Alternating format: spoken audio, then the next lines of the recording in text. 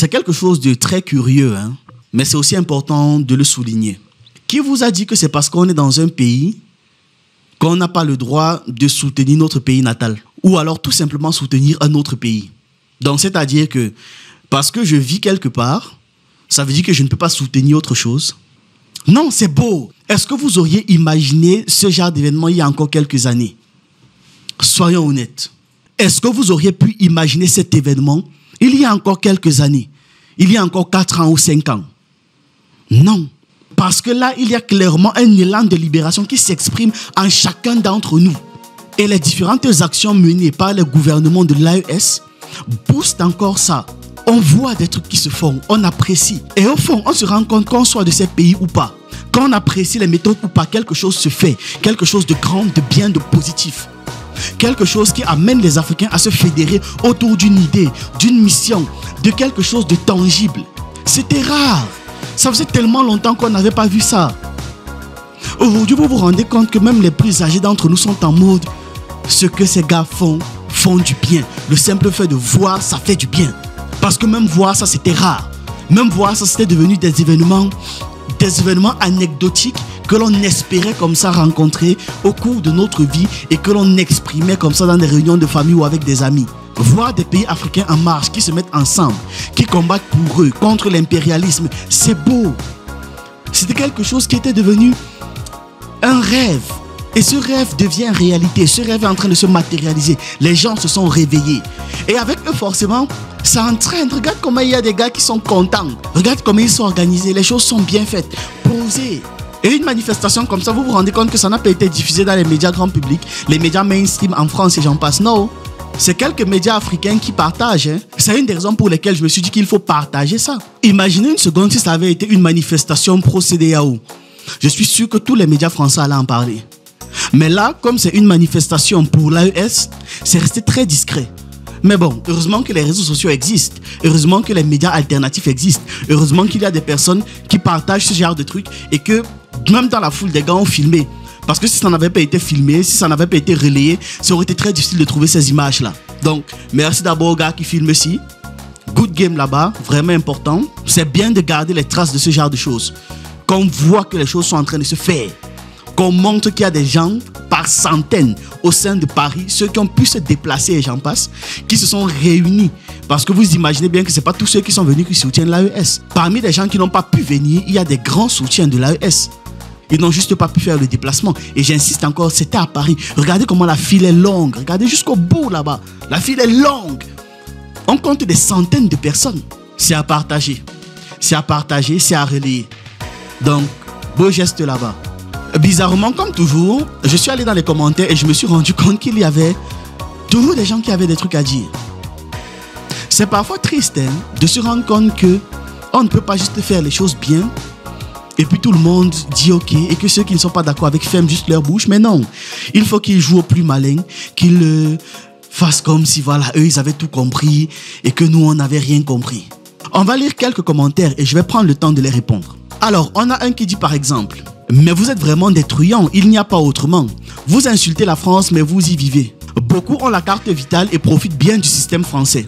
Moi, j'aurais bien honte à leur place et j'espère pour eux, et il a tagué Bruno Retailleau, donc j'espère pour eux que Bruno Retailleau prendra des mesures pour ça, c'est-à-dire pour leur retirer la carte vitale. Vous remarquerez déjà quelque chose de curieux chez ce Lamine qui fait ce commentaire, c'est qu'il a le drapeau du Bénin, de la France et de l'Espagne. Comment répondre à ce jeune homme? Simplement, pas besoin d'insulter et consorts, on va lui répondre simplement. On est d'accord que pour avoir la carte vitale et profiter des bienfaits du système français, il faut payer des impôts. Et pour payer des impôts, il te faut travailler.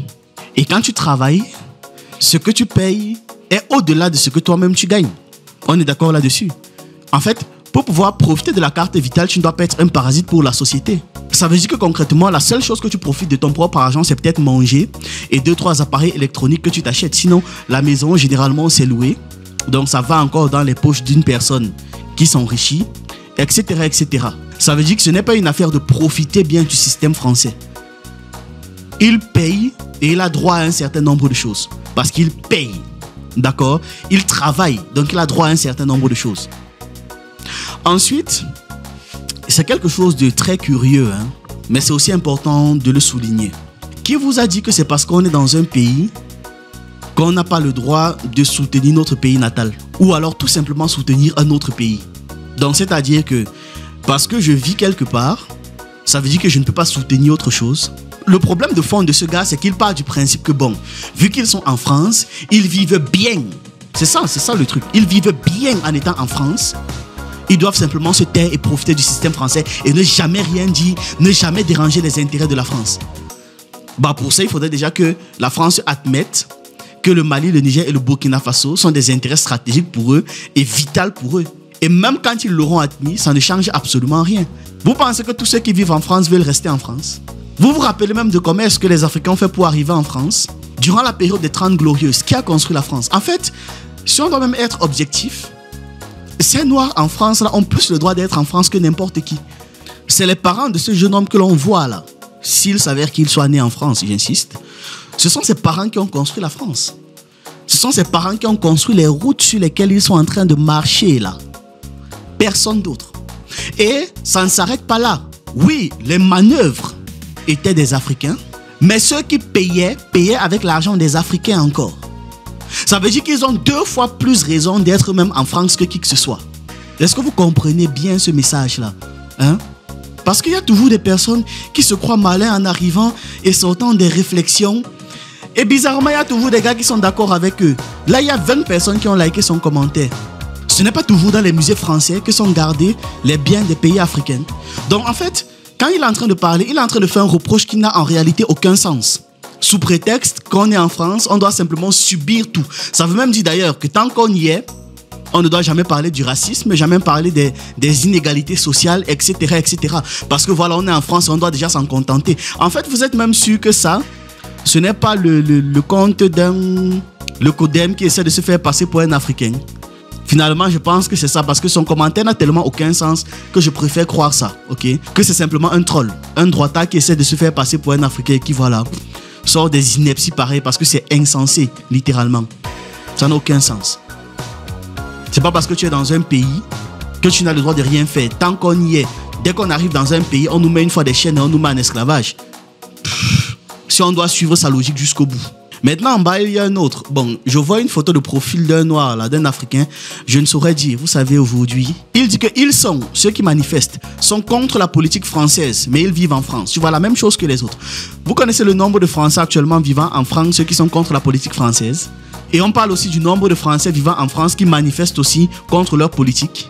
Vous vous rappelez au moins des gilets jaunes? Pourquoi eux, ils ont le droit? Parce que ils sont différents, c'est ça. C'est ça le truc. Et en plus, là, ils ne sont pas en train de manifester contre la politique française. Ça veut dire que ce gars a juste fait son commentaire, voilà. Il n'a rien compris, il fait son commentaire pour faire parler. Mais ceux de la manifestation n'ont jamais manifesté contre la politique française. Ils ont manifesté pour l'AES. Sauf si, et je le disais tout à l'heure, qu'à un moment donné, la France admet que être pour l'AES, c'est être contre la France. Il faudrait bien qu'à un moment donné, un représentant français le dise clairement. Parce que nous, on le sait, mais eux, ils ne veulent pas l'admettre. Étant donné que le bien de l'Afrique, c'est le mal de l'Occident.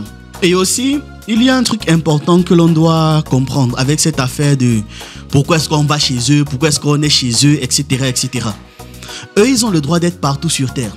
Et ils ont le droit d'aller où ils veulent, de naviguer comme ils veulent, de venir en Afrique. Il y a Jean-Marie Bockel qui expliquait qu'il a sillonné le Burkina Faso sac au dos. Les gars étaient dans des voitures climatisées, ils étaient posés. En Afrique, ils ont des quartiers UP. En Asie, ils ont des quartiers UP à eux. Ils ont même des villes à eux parfois. Ils ont des entreprises à eux, des hôtels à eux. Ils peuvent faire ce qu'ils veulent, se balader où ils veulent, arriver quand ils veulent, faire des emprunts dans nos banques comme ils veulent. On ne leur demande rien. On ne leur demande rien. Ils peuvent ouvrir des business où ils veulent, acheter des terrains où ils veulent. Mais nous, pour peu qu'on arrive chez eux, on travaille, on paye les impôts là-bas, on nous sort des phrases, qu'est-ce qu'on fait chez eux? Donc apprenez parfois à réfléchir même quand vous faites certains reproches aux individus. C'est-à-dire qu'en face, les gens ont le droit de partir où ils veulent, faire ce qu'ils veulent chez les gens. Mais vous partez chez eux, vous respectez même les règles de chez eux. Mais on vous fait comprendre que vous n'avez pas le droit d'être là sous prétexte que vous reprochez un certain nombre de comportements qu'ils ont envers vous. Et des gens valident ça, ils like ça, pensant qu'ils sont trop intelligents. Peut-être qu'on leur a donné des miettes, puis même, On ne leur a même rien donné. Ils sont réellement convaincus que c'est comme ça qu'il faut penser. Résultat, on voit des personnes, tu crois qu'ils sont là, tu crois qu'ils sont avec vous, mais ils ont 800 chaînes sur eux. Parce que même ce qu'ils doivent penser leur est dicté. Même comme ils doivent respirer leur est dicté. Méfiez-vous. Méfiez-vous. Parce que là où vous pensez être plus intelligent que les autres, là, c'est souvent là où vous restez coincé. Après, on va entendre les pleurs du mbolé. Oh, je me comportais pourtant bien avec lui, mais il a décidé de mal se comporter avec moi. Les Tanguy, David et consorts, là, vous pensez qu'être ami de l'impérialisme paye? Étudiez l'histoire. Étudiez l'histoire. Je n'ai jamais vu un collabo bien fini. Jamais. Donc, je réitère, cet événement que l'on a vu dans aucun média mainstream est à encourager et à féliciter. Ok? En plus, ils ont fait la manifestation dans les règles. Ils ont demandé la permission, ça a été validé. Vous voyez qu'il y a des policiers autour pour pouvoir simplement encadrer la marche. Attendez, je vais mettre pause quand on verra un policier. Là, par exemple, vous voyez le policier, non? Et c'est un policier français. Donc, ça veut dire que ça a été bien fait. Il n'y a pas eu de casse, il n'y a pas eu de problème. Ils manifestaient juste leur joie. C'est tout. Voilà, c'était encadré. Vous voyez aussi celui qui a le gilet rouge ici. Il est en train de montrer comment est-ce que les gens doivent marcher proprement, posément. C'est à encourager. C'est tout. Les rageux, les gens malhonnêtes, les faux intellectuels là. Gardez vos réflexions pour vous. Ça vous concerne seul.